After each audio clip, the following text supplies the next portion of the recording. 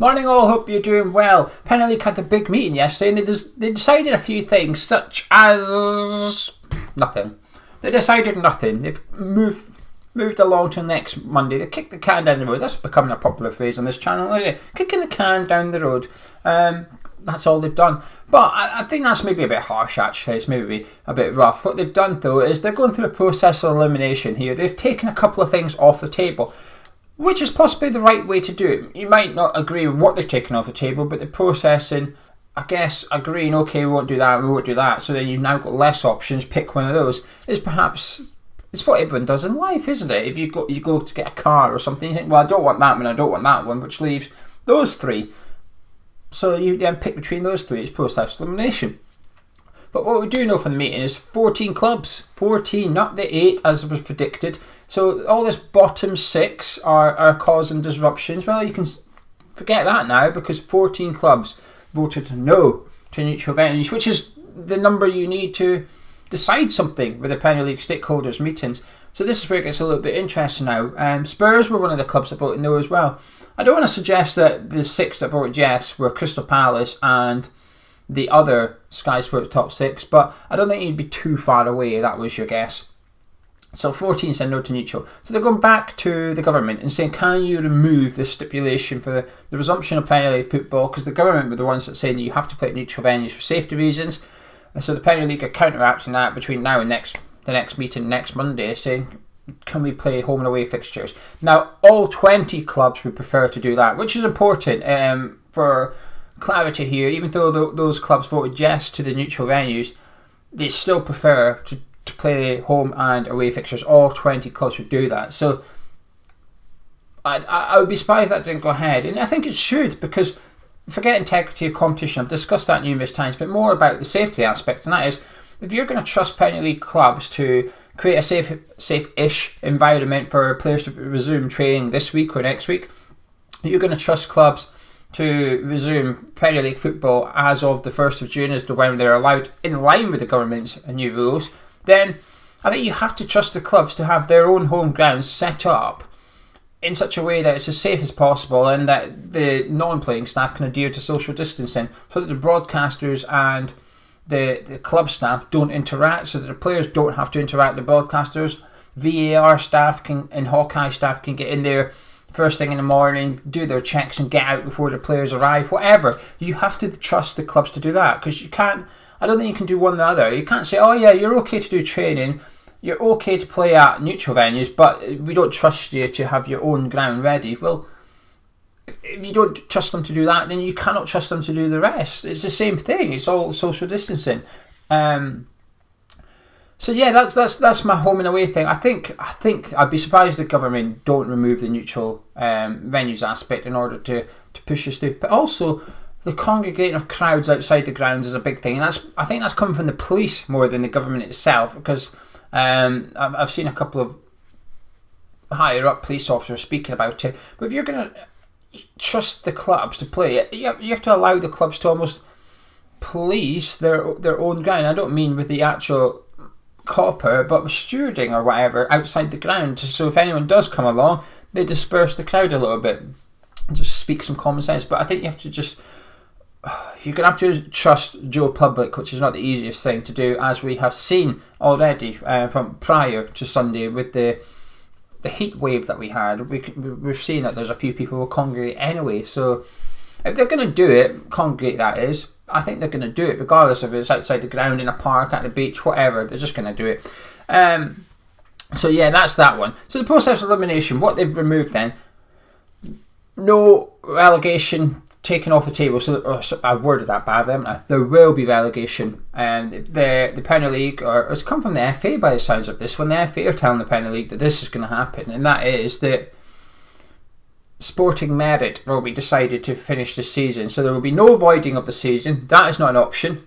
And there will be a relegation and therefore a promotion as well. So it's a case of either you play it to a finish, and if you don't, then you then decide it in a way that is off the back of sporting merit. You can't just scrap the season as if it never happened, which leaves a few options. If the season doesn't play to finish, either the league's table stands as it is, or we do points per game, which is an overall tally, which would see West Ham finish 16th and Bournemouth would go down with Villa and Norwich, or you see a points per game weighted in the home and away system, which sees West Ham finish 18th and get relegated, and Bournemouth then stay up. I think they actually leapfrog Watford as well and finish in 16th.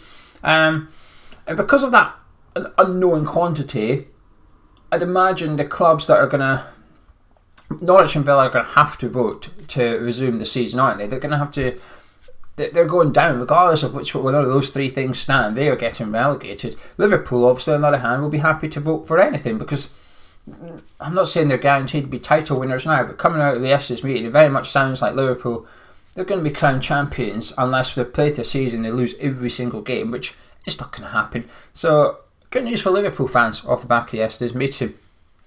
Big day today, though, in the Premier League, and that is the captains have got a meeting now. So the chairman and the chief executives had theirs yesterday with the Premier League. Today it's now the captains or a player representative anyway. I think we can assume as West Ham fans that Martin Noble will be doing a recall, and I think Kane, Deeney, Jordan Henderson, I think they'll be the ones leading the call by the sounds of it. Now this is where it gets, I say, interesting. This is where it could really hit a bump in the road, the project restart, because we don't know.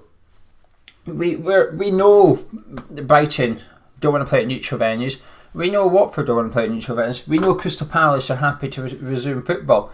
But what we don't know is what players want to and what don't want to come back. And I think that's good. I don't want to know. If we were to get told, 22 of West Ham's 25-man squad are ready to come back, but 3 of them don't want to come back, I almost don't want to know who the 3 are, because of social media, to be honest with you. You're almost seeing this thing, and Tyrone Mings makes this point. I felt it over the last couple of weeks, and that is any time something negative came out about the Premier League resuming again, it was very much, it's the bottom 6, it's because they don't want to play because they might get relegated. Well, 14 clubs voted no to neutral venues, not just the bottom 6. There's plenty of other clubs in there who also don't want to go ahead with it. They're not fearing relegation. So the players thing is very much, and Tyrone Mings on Twitter, a few more players I got vocal, I wrote them down so I don't miss them. Tyrone Mings he seems very laid back about resuming football. He took the piss a little bit because someone said to him about going back, and he basically said, I'm going back wearing gloves, I'm going to be wearing a mask, we're going to be playing less than 45 minutes a half, and I'm going to be in quarantine, whilst in Australia. So he's very much taking the piss out of the rumours, which is good. He didn't really commit to not wanting to go back or going back. But later on in the day, he very much made a point that, like, when our top 6 player was to test positive, it's like, football can't go ahead because of this guy. But if our bottom 6 player tests positive, and he's referring to the Brighton player in this instance, that, it's because they don't want the season to resume again. And that is an attitude that is sort of being reflected on social media. You could almost tell who supports which club, or you get an idea of roughly where their team is in a league when you read the comments of, a thread on social media. So football accumulators might tweet about this meeting yesterday, and you can almost scroll down. You can almost think, I can guess this guy's going to support Liverpool. Lo and behold, he supports Liverpool. So the attitude towards the bottom 6 clubs is, I don't like it. Danny Rose, though, he's just gone the complete opposite way, hasn't he? He's not held back at all. Did a video on Instagram Live yesterday, and he made it very clear he does not want to go back, and he doesn't think anyone should be going back. A few naughty words thrown in there as well to emphasise his point. And you can hardly argue with him. He was just saying he doesn't care about the moral of the country. He doesn't care. All he cares about is the safety of himself and his footballers, and until it's safe, he doesn't think football should be on the table. The problem for Danny is he's a bit like the boy who cried wolf here, because we know he doesn't like football. He just doesn't like football, Danny Rose. That's fine. He sees it as a job. He's good at it, but he just doesn't enjoy it. But he's complained about football many times in the past, where it's a bit like, let's take the football aspect away from it. If you were a builder and there was a guy on your site who every Monday came in complaining that it was Monday, I don't want to be here, crap job, blah blah blah, and then all this happens, and this week you get told, right, site's opening up again, and he goes, I don't want to come back. You're going to think, well, of course you're not going to want to come back. You don't want to come back when it's normal. So is he right to be concerned about health? Yes. And I don't want to suggest that he's using that as an excuse for football not to resume, but his previous makes it hard for him to. I don't know, if someone different was to say what he had, it would have a lot more weight to it. The one thing I don't agree with, though, in regards to Danny Rose and social media is people keep bringing his wages into it, and I don't understand it. People say, oh, but he's alright getting paid that much money, though. Yeah, but maybe he is, but that doesn't mean... Listen, your pay slip at the end of the month does not have any correlation with if you were immune to this disease or not. And people just speak to about Danny Rose as if, like, I've seen someone literally say to him, or about the video, oh, if I got paid that much, I'd be doing anything. Well, why? Because the disease isn't going to come up to you and go, oh, no, that guy owns 80 grand a week, we're going to have to go away. That's not a thing. We just got nothing to do with it. I just, mind-blowing. Raheem Sterling spoke out as well. He's a bit on the fence, isn't he?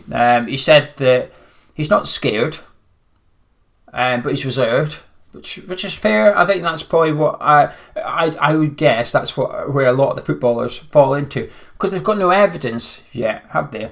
They've got nothing to go by. Even the German clubs. In fact, if you go by the German clubs, the fact that one whole squad is in quarantine is not a good thing. I think what's going to happen in the Premier League is, let's just say, I don't know, 17 of the 25 go back to training, and there's 8 that think, I'm not keen about this, which is fine. I think those 8 are going to watch that 17, and if 2 weeks goes by and there's no issues, you might see 1 or 2 of them come back into training, because they think, okay, because they've now got something to go on, they've now got 2 weeks worth of training and no issues. They think, right, okay, it's not 100% safe, but safe as possible, that's fine for me. And at the minute, they don't have that. We're asking them to go into an alien world, essentially, a world that they don't know about. You're getting told to stay indoors, oh, now stop that, in you come and start playing football again. It's a bit different. They're so far apart. There's no bit in the middle. And I think when some come back and some don't, I think that's the middle bit, and those that don't go back can be watching. But Raheem Sterling said he's not scared, but he's reserved. He said football should come back, but maybe not yet. And he said, oh, I'm excited to go back and I want to go back, but I'm not sure about it. He's very on the fence, and I think a lot of footballers are going to be in that. I think there'll be less like Danny. I think there'll be less like, I don't know, anyone that's itching to come back. There's not really been anyone, truth be told. But Mark Noble, our captain, has spoke out a little bit about it. Not so much about getting back to football immediately, but he said that Liverpool should win the title, that the season should be played to finish. And if anything, he gave a little insight by saying, even if that is in October, we just have to wait. So he very much wants to get the season finished, but patiently, not rushing it back. So yeah, that's pretty much it. That's the updates from the video. I've got another couple of things, but it's more Hamish chat stuff. So that's where we are with the Premier League at the minute. It'll be interesting to see what comes of the Premier League meeting today. Like I said, something is process of elimination now. Kicking the can down the road a little bit. So on Monday, 6 days from now, they've got another meeting, and I think they're going to wait for the government. I think I'll be surprised if the government say no, you have to stick to this neutral venue thing, because I just don't see the difference. And I think if all 20 clubs are saying I'd prefer to play home and away, that's a big number. I say a big number, it's the biggest number, and because 14 voted no to neutral venues, the Premier League in a bit of a predicament now, because if the government come back and say no, you have to play at neutral venues, then what do? You either need some clubs to change their mind, and when I say some, you need 6 clubs to change their mind about the neutral venue thing, to switch from the no to the yes to get it over the line, or you go to what they call sporting merit. And that's a whole different can of worms, because how do you then decide which one to use? Because there's winners and losers in them all. Some win in all 3, some lose in all 3. But I think one thing I've seen a lot of people say, just quickly, I've seen a lot of people say, oh, legal challenges are coming.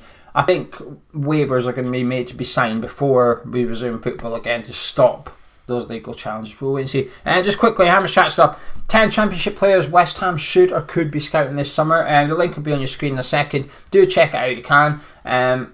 It takes Charlie a long time to do all the graphics, and it's a very good looking video, so check it out if you can. We might do a Bundesliga video later this week. A couple of people have asked, but if there's enough interest in it, we'll do it. So if you want to see a Bundesliga video, let us know in the comments, and I might start working on it tonight or tomorrow and see if we can get something up. whether it's a preview, whether it's players to look out for. Let us know what kind of Bundesliga video you want. We'll try and put something together, because football's back this Saturday as it stands. Anyway, I am off skis. If you enjoyed this video, drop a like, comment, subscribe if you're around here, and I shall see you tomorrow. Take care.